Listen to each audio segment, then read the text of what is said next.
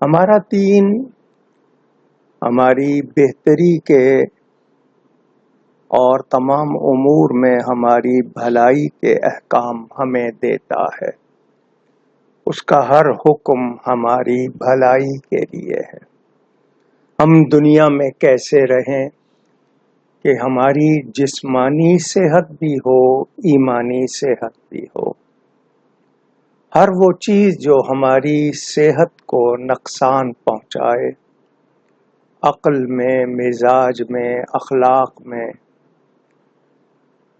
یا ہماری تندرستی میں فرق لائے، نقصان پہنچائے، ہماری شریعت ہمیں اس سے منع کرتی ہے. ہر نشہ آور چیز حرام ہے اور کچھ چیزیں مکروہات ناپسندیدہ ہیں. ویپ، الیکٹرانک سگریٹ آپ کو عادت پڑ جاتی ہے، عادی ہو جاتے ہیں، ایڈکٹڈ ہو جاتے ہیں، اور پھر آپ کو اس کے سائیڈ ایفیکٹس یعنی جو نقصان ہوتے ہیں وہ بھی آپ کو پھر بھگتنے پڑتے ہیں. یہ چیزیں ہماری زندگی کے لیے ویسے بھی ضروری نہیں ہے کہ ہمیں ان کی لازمی ضرورت ہو، یہ ہم خود اختیار کر لیتے ہیں.